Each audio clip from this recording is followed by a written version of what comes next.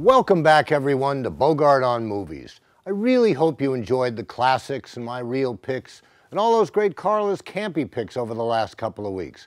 We had some great ones for you, and we've got more goodies ahead, so here we go. This week we're going to look at some movies that just came out, as well as a classic that might be the most watched movie of all time. And for my pick, a great film that was an entry to superstardom for its star. All that in your emails and Carla's Campy picks. The first movie I'm going to talk about isn't full of big stars, but it's a wonderful movie that everyone should see. It's Warner Brothers' 42. Jackie Robinson, a black man in white baseball. I want you to know I'm there for you. In my heart. Think about the abuse that he's gonna take. Your enemy will be out in force, but you cannot meet him on his own low ground. What you gonna do if one of these pictures throws through your head? I'll duck. Mark my words and circle this date. Negroes are gonna run the white man straight out of baseball. This ain't the America I know. You hear me?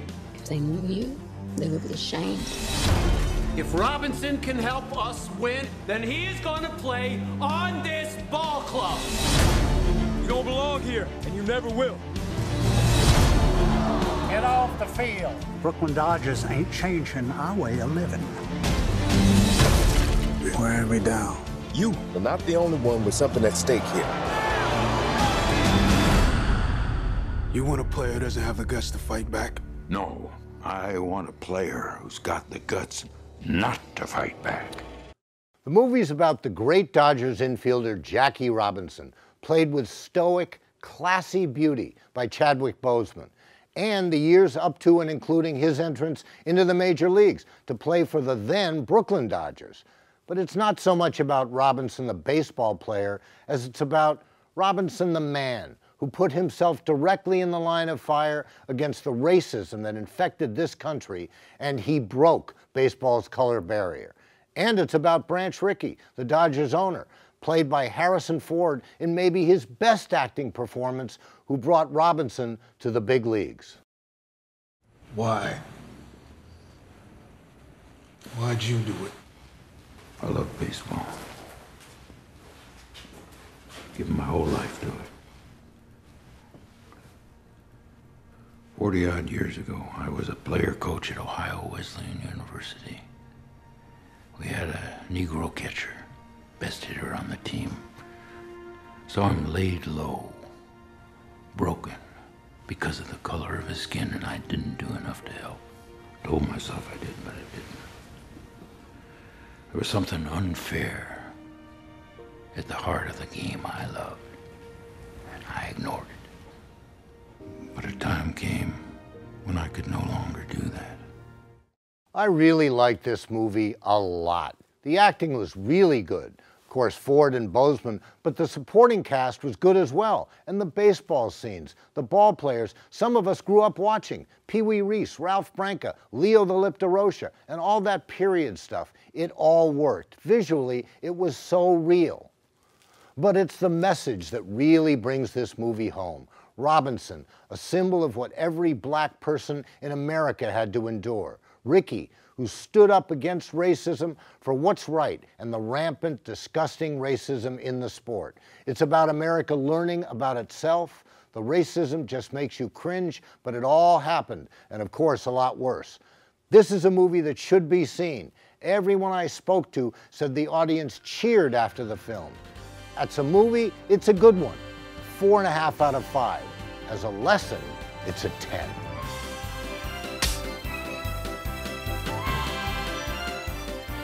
Now let's turn to a movie that's been out for a while. I wasn't going to see it because I'm not a huge Halle Berry fan, except that she's so gorgeous.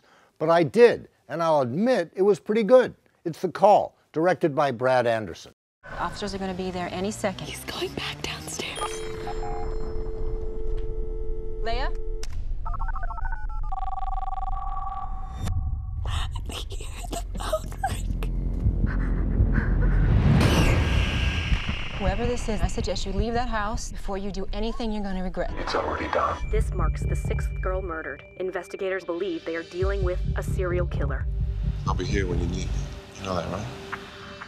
The movie's about Jordan Turner, played by Barry, a 911 operator, who gets a call from a girl about a man breaking into her home. Turner makes a big mistake, and the girl's killed. Then the same guy kidnaps another girl, played very well by Abigail Breslin. And the story continues. Please help me! I'm like in the trunk! What's your name? Casey!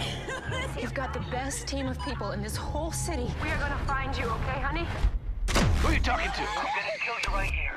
Do not hurt that little girl. You're just an operator. What are you gonna do? You did your part. She's no longer your responsibility. This is the 6th kidnapping victim of a serial killer. You don't have to do this. It's already done.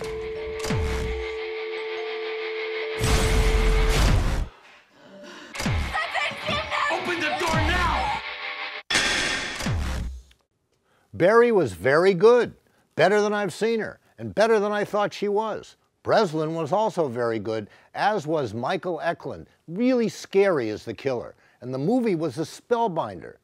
That is until the last 20 minutes, when it just got stupid with a ridiculous ending. I hate it when they blow off an ending. It's so lazy, and it leaves me upset and feeling cheated. You can't think a little longer and come up with something I can believe? This ends up being a good made-for-TV movie, and for that reason, it only gets a 3.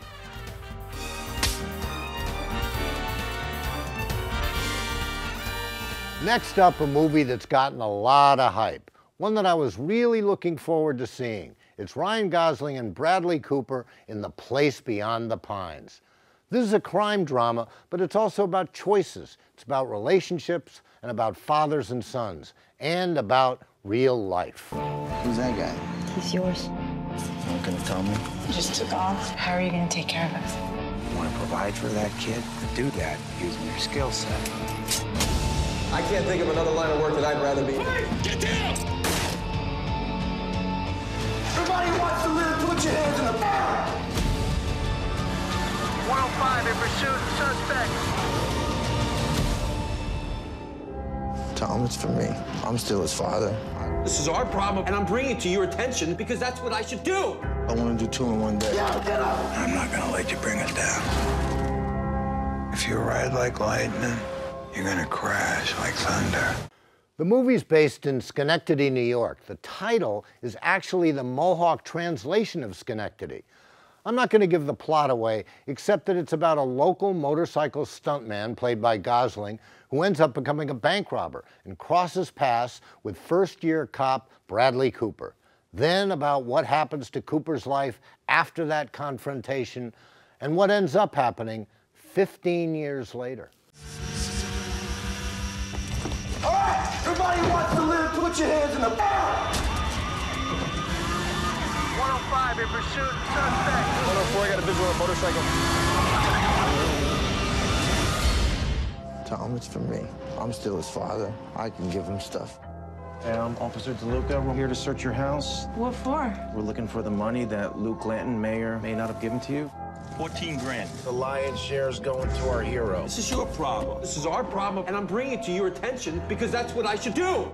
This is a superb movie. The acting, Cooper, you can't be surprised anymore about how good this guy is. Even better, more varied than he was in Silver Linings Playbook. And Gosling, my gosh, this actor is just electric. You can't keep your eyes off him. He's got that movie something, something that you can't teach. He's just got it. Eva Mendes and Ben Mendelsohn were terrific. Ray Liotta was his best since Goodfellas. And there's a new kid on the block, Emery Cohen as AJ, who, mark my words, will win an Oscar someday. What a find. The movie is long at 2 hours and 20 minutes, and it does slow down a bit in places, but this is a good one. I give it a 4 out of 5, and possible, I say possible, Oscar nods for Cooper, Gosling, or Mendelsohn, as well as director and screenwriter Derek Cianfrance. I'll be back in a moment with a look at a classic on Bogart on Movies.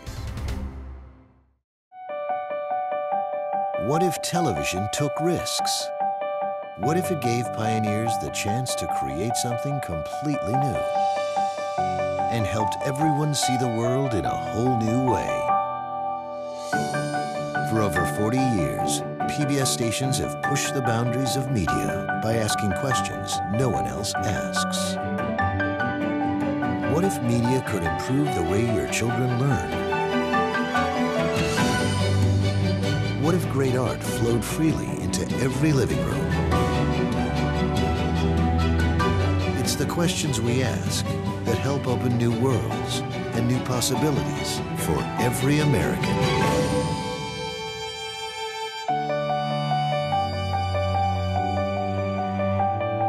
Support your PBS station and the pioneers who never stop asking, what if?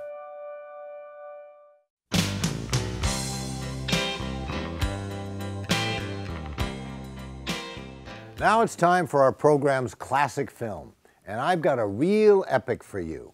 It's a blockbuster in the truest sense of the word, and one of the most watched films of all time. I'll bet every one of you's seen it. It's 1956's The Ten Commandments. The Lord of hosts will do battle for us. Behold his mighty hand.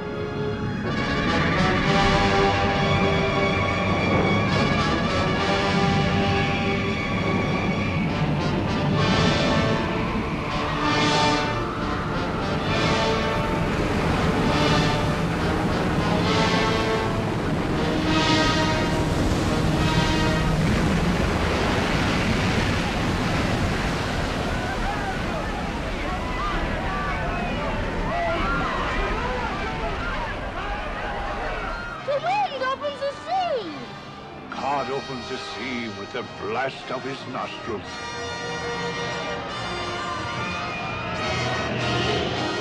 Lead them through the midst of the waters. His will be done. This was legendary director Cecil B. DeMille's last movie. And in case you don't know, it's based on the book of Exodus. Basically, it's the story of Moses from the time he sent down the Nile River. Heston's own newborn son was baby Moses in this movie, through his leading the Hebrew slaves out of Egypt to the Promised Land. But did you know it was actually a remake of the 1923 version, which DeMille also directed? Check this out.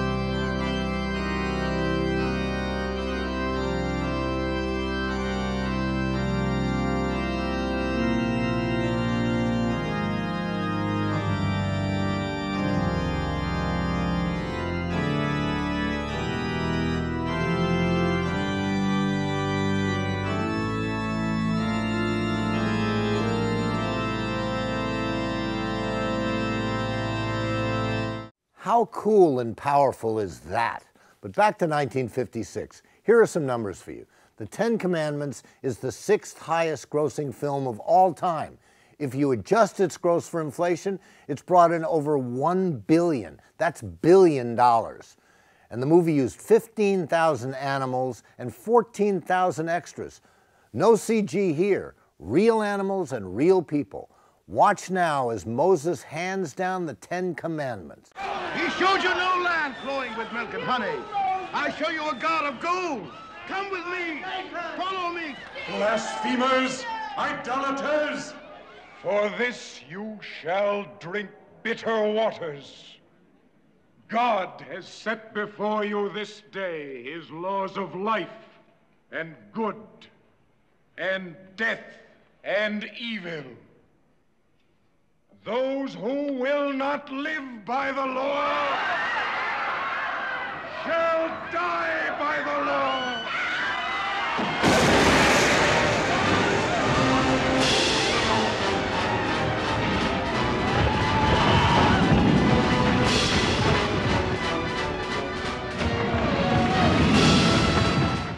You did not want to stand near the golden calf. But the cast, Charlton Heston, of course, as Moses, and also he was the voice of God. Yul Brynner, at the time, he was winning a Tony Award playing the king in The King and I on stage. He had to fly to Egypt, shot his scenes in one day, then back to the stage. Edward G. Robinson, Vincent Price, and Ann Baxter, who actually replaced my mom as Margot Channing in Applause on Broadway. And cameos galore. Herb Alpert, yes, Herb Alpert, but not the Tijuana Brass. Carl Switzer. Now, who's Carl Switzer? You know him as Alfalfa from The Little Rascals. Robert Vaughn, the man from U.N.C.L.E. Even a very young John Peters. Yep, that's Barbra Streisand's ex-husband as a kid riding a donkey. This is a spectacular, huge, fun, exciting movie. Sure, it's sometimes overly dramatic. Some of it stretches the imagination, but who cares? It's a classic, and it's one to be enjoyed.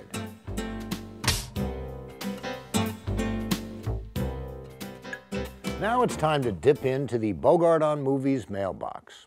First up, Gator Mike, you gotta love that name, in Pembroke Pines writes, "First, if not for you, I probably would not have seen Silver Linings Playbook. It was a great movie. Thanks, and thanks for the compliment, Mike. I read somewhere that your father thought his best performance was in African Queen. I thought he was better in Casablanca, The Big Sleep, and The Maltese Falcon. Which performance was he most proud of?" Thanks for your question, Gator. I kind of agree with you. Although he was, of course, fantastic in The African Queen. He did win an Oscar, after all.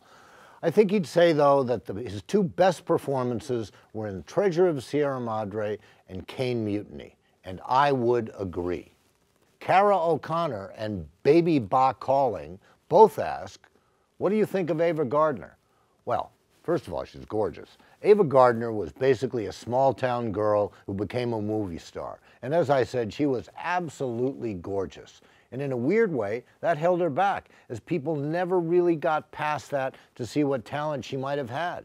She made some good movies, but bottom line, Ava Gardner had a lot of lovers, raised a lot of hell, and had tons of fun. You can email me, send me your comments and questions to stevebogart@wxel.org, and include your name and your hometown.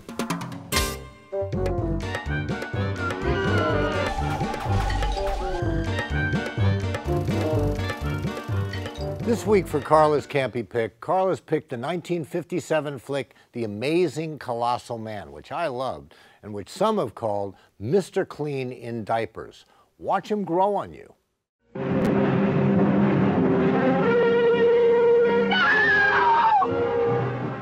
She's a girl who loved a man. A man who, in a flash, became a living threat to humanity. A danger so awe-inspiring that they tried to hide his existence from the world.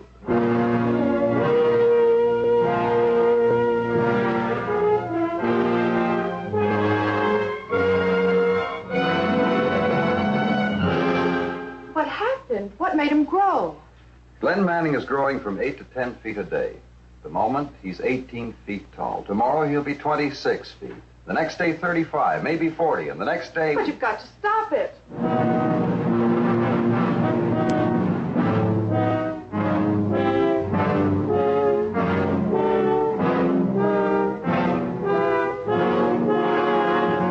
I don't want to grow anymore. Day and night, scientists search, trying every experiment their brilliant minds can conceive, finding the expected, the unexpected, and the shocking. For the immeasurable power of this ever-growing mammoth portends a fate that terrifies the universe. Drive it in hard. We have to penetrate the bone in the first ejection. Ready? Look out, he's reaching down. We want to help you to get well. Manning's disappeared, Eric. We can't find him anywhere on the grounds. Police Chief Benson has asked me to tell you to stay in your homes. Stay in your homes. A man once loved by a woman, now feared by the whole world. A 60-foot giant in the streets of Las Vegas.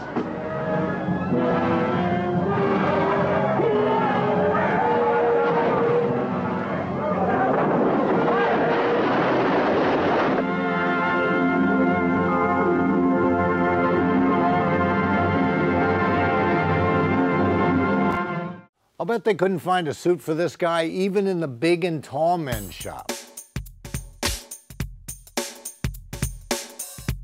And now it's time for the segment I call Steve's Real Hits. That's where I get to pick a great movie I grew up with, and right now I have a doozy for you.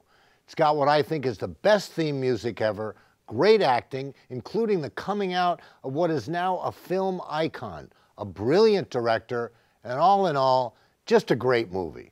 Sergio Leone's 1966 classic to be, The Good, the Bad, and the Ugly. The good. The bad. The ugly.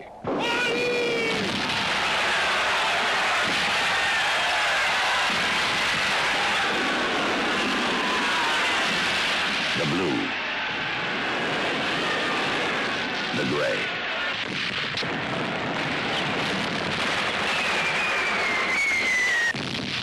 The Civil War.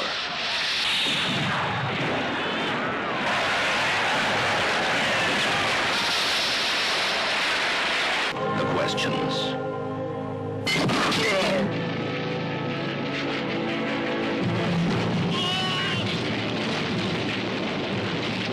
The answers.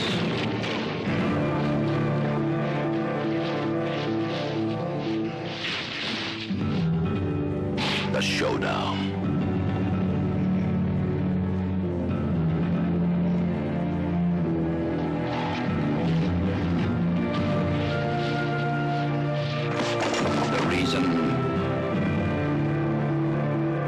The goal.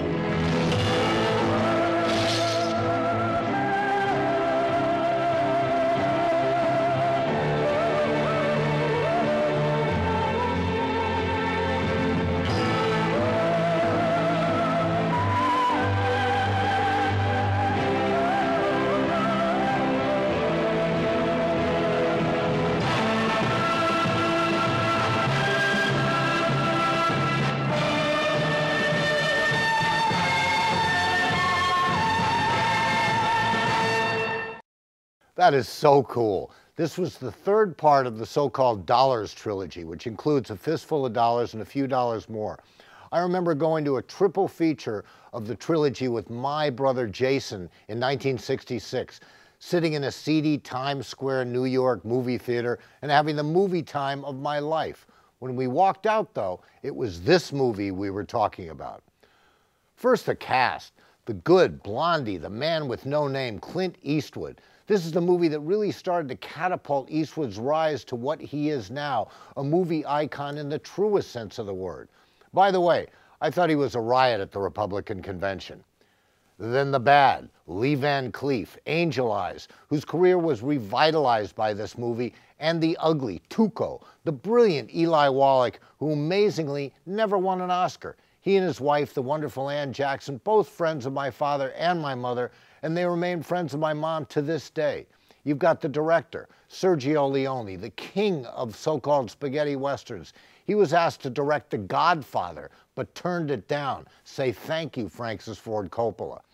And the theme music, composed by Ennio Morricone, an icon unto itself. You actually feel when you hear it.